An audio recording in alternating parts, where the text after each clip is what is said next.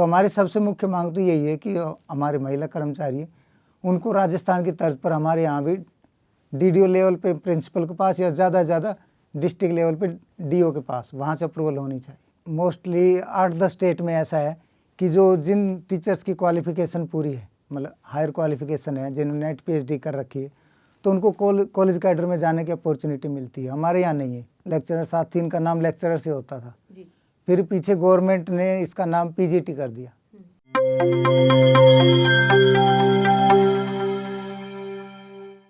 नमस्कार दोस्तों, मैं हूं निशा और आप देख रहे हैं एनजीपी हरियाणा। आज हम आपको मिलवाएंगे हरियाणा स्कूल लेक्चरर्स एसोसिएशन की रेवाड़ी जिला इकाई के प्रधान मनोज कुमार मसानी से। मसानी उपनाम से पहचान बना चुके मनोज धारूहेड़ा स्थित राजकीय कन्या वरिष्ठ माध्यमिक विद्यालय में पॉलिटिकल साइंस के प्रवक्ता है। वह केवल शिक्षा के क्षेत्र में नहीं बल्कि सामाजिक क्षेत्र में भी विशिष्ट पहचान बना चुके हैं। ओल्ड पेंशन स्कीम को लेकर किया गया उनका संघर्ष हो या फिर रक्तदान के प्रति लोगों को जागरूक करने की बात, हर मामले में मनोज आगे नजर आते हैं। इनका सबसे बड़ा परिचय रक्त बैंक का भी है। इन्हें चलता फिरता ब्लड बैंक कहा जाए तो अतिशयोक्ति नहीं होगी, क्योंकि मसानी अब तक 65 बार रक्तदान कर चुकी हैं। चुनाव जीतने के अगले दिन 30 दिसंबर को एनजेपी रेवाड़ी कार्यालय में अपने मित्र केशव यादव के साथ पहुंचे। मनोज कुमार ने अपने विषय से संबंधित 3 पुस्तकें भी लिखी हैं। रक्तदान करने के साथ साथ 3 रक्तदान शिविर भी आयोजित करवाए हैं। अपने स्कूल को श्रमदान से नया लुक देने की कोशिश भी की गई है। अपने गुणों की बदौलत इन्होंने प्रवक्ताओं के बीच जगह बनाई। इसी के चलते इन्होंने अपने आमने सामने के मुकाबले में अपने प्रतिद्वंदी राजकीय वरिष्ठ माध्यमिक विद्यालय कुंड के प्रवक्ता राजवीर को पराजित किया। कुल 1105 में से 786 मतदाताओं ने रेवाड़ी के राजकीय बाल वरिष्ठ माध्यमिक विद्यालय में बनाए गए मतदान केंद्र पर मतदान किया। मनोज कुमार को 551 और राजवीर को 233 वोट मिले। जीत के बाद से उन्हें लगातार बधाइयां मिल रही है। मतदान स्थल पर भी उन्हें साथियों ने फूल मालाओं से लाद दिया। हमारे साथी शैली शर्मा ने मनोज कुमार मसानी से बातचीत की। सुनिए उन्होंने क्या कुछ कहा। नमस्कार दोस्तों, मैं हूं शैली शर्मा और आप देख रहे हैं एनजेपी हरियाणा। दोस्तों, आज हमारे साथ है हसला यानी हरियाणा स्कूल लेक्चरर एसोसिएशन के नवनिर्वाचित प्रधान मनोज मसानी, जो कल ही प्रधान चुने गए हैं। सर, सबसे पहले आपको ढेर सारी शुभकामनाएं। धन्यवाद शैली जी। सर, सबसे पहले आप यही बताइए, जो हसला है उसके लिए आपने चुनाव लड़ने का विचार आपने कैसे आया, कैसे मन में आपका विचार आया, सब बताइए। मैडम, हम पहले हमारा एक संगठन है पेंशन बहाली संघर्ष समिति, जो हम नए साथी 2005 के बाद रिक्रूट हुए हैं, वो सभी एनपीएस स्कीम में आते हैं। पुराने साथी ओपीएस, उस स्कीम को ओपीएस बोलते हैं, नई को एनपीएस बोलते हैं। तो वो हमारा संगठन, क्योंकि 2005 के बाद जब कर्मचारी साथी नए रिक्रूट हुए हैं तो उनकी स्ट्रेंथ बढ़ी है। तो स्ट्रेंथ बढ़ी है तो पुराने जो उनमें से सीनियर थे वो रिटायर हुए, तो उनको पता लगा कि भाई इस स्कीम में जब रिटायरमेंट के बाद हमें कुछ नहीं मिलता, बल्कि जो हमारा पैसा होता है वो भी घटता है एक तरह से। तो हम उस संगठन में थे, उसके लिए हमने काफ़ी लंबे समय संघर्ष किया है।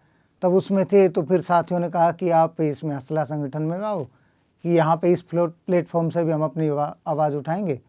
तो इसलिए फिर तब साथियों कहने से फिर हमने मन बनाया, तो इसलिए विचार है। हसला की कई लंबी मांगे रही है पिछले समय से, तो पहले की क्या मांगे थी, अब क्या मांगे हैं, उनके बारे में बताइए।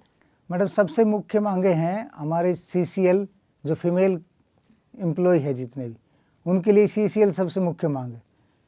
चाइल्ड केयर लीव, जैसे आपको पता है कि कर्मचारी को 2 साल के लिए मिलती है, जिनके भी घर में पेरेंट्स कोई बीमार है या बच्चों की पढ़ाई के लिए बोर्ड की क्लास में होते हैं, उस समय मिलती है। तो उस जो टीचर्स हैं उस सीसीएल के लिए अप्लाई करते हैं।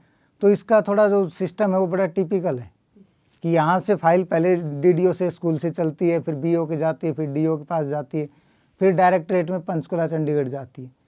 तो यहाँ तक तो हो जाता है, जैसे अपने यहाँ स्कूल से भी हो जाता है डीओ लेवल तक, लेकिन जो पंचकुला चंडीगढ़ का जो सिस्टम है वो बड़ा मतलब लेंदी और टिपिकल है। तो उसमें जो अपने महिला कर्मचारी हैं वो सभी बहुत परेशान रहते हैं।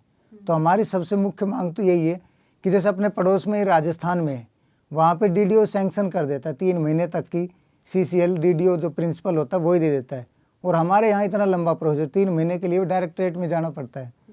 तो हमारी सबसे मुख्य मांग तो यही है कि हमारे महिला कर्मचारी हैं उनको राजस्थान की तर्ज पर हमारे यहाँ भी डीडीओ लेवल पे प्रिंसिपल के पास या ज़्यादा से ज़्यादा डिस्ट्रिक्ट लेवल पे डीओ के पास वहाँ से अप्रूवल होनी चाहिए। जी, आपने कांग्रेस सरकार का कार्यकाल देखा है, भाजपा सरकार का कार्यकाल देखा है। आप बताना चाहेंगे कि हसला की क्या मांगे थी जो पूरी हो पाई है, जो आगे आप पूरी कराना चाहते हैं? मैडम सबसे मुख्य मांग तो जैसे आपको बताया था भी सीसीएल की थी, उसके बाद दूसरी हमारी जो कर्मचारियों के साथियों की है क्या कोई सरकार ने पूरी करी है? मैडम पूरी तो अभी से नहीं हुई, लेकिन इसमें सीसीएल के लिए जैसे पीछे जो संगठन था उन्होंने प्रेशर बनाया था कि इसको कम से कम ऑनलाइन कर दो, क्योंकि यहाँ से फाइल जाती है उसके बाद डीओ के पास और डीओ से आगे फाइल जाती है, उसमें बहुत टाइम लगता है। यहाँ तक तो हम अपडेट ले लेते हैं डीओ तक, आगे पंचकुला चंडीगढ़ अपडेट में दिक्कत होती है। तो साथियों की ये मांग थी कि इसको ऑनलाइन कर दे तो हमें पूरा प्रोसेस पता रहे, फाइल कहाँ पहुँची है, उसके बाद आगे भी हम फाइल के टच में रहें तो आगे निकल जाए।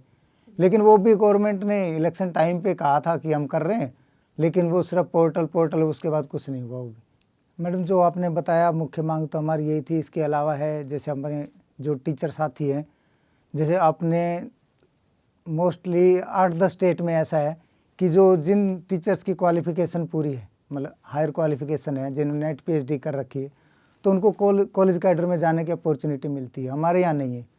तो हम चाहते हैं कि हमारे यहाँ भी साथियों को कॉलेज कैडर में जाने की अपॉर्चुनिटी मिले, तो उससे वो एजुकेशन में टच में रहेंगे और कॉलेज कैडर में भी एक्सपीरियंस टीचर आएंगे। इसके अलावा ये हमारी मुख्य मांग है। अगर हम बात करें लंबे समय की, मान लो 10 साल पहले के 20 से, ऐसी कौन सी मांगे जिनके लिए आज भी संघर्ष हो रहा है? उनमें तो मैडम मुख्य तो जैसे पहले हमारे जो लेक्चरर्स है, इनका लेक्चरर साथी, इनका नाम लेक्चरर से होता था, फिर पीछे गवर्नमेंट ने इसका नाम पीजीटी कर दिया। फिर उसके बाद जब संगठन की तरफ से प्रेशर बना तो उन्होंने ओरली बोल दिया कि ठीक है चेंज कर रहे हैं, और कुछ लेटर भी निकले, लेकिन वो लेटर आगे मतलब अप्रूवल नहीं हुए। तो ये भी एक मुख्य मांग है, इसके लिए लंबे समय संघर्ष चल रहा है कि इसका नाम फिर वही लेक्चरर किया जाए। आपका आगे का क्या रोड मैप होगा? हमारा तो मैडम सबसे मुख्य रोड मैप ये है कि जो स्कूलों में जो एनवायरनमेंट आजकल बिगड़ा, जैसे पीछे आपने देखा अपने माजरा स्वराज में घटना घटी थी पिछले साल, आपको ध्यान होगा। तो इस तरह की छोटी मोटी घटनाएं जब कहीं विद्यालयों में जो मिसकम्युनिकेशन की वजह से घट जाती है, तो हमारा ये है कि स्टूडेंट मतलब पेरेंट्स, टीचर और गवर्नमेंट सबके बीच में कोऑर्डिनेशन हो और सभी मिलके चलें, और जो स्कूलों का स्तर है उसका भी वो भी ऊंचा उठे, और कोई भी साथी स्कूल के एनवायरनमेंट में अपने आप को अनसेफ महसूस नहीं करे। जी, धन्यवाद सर।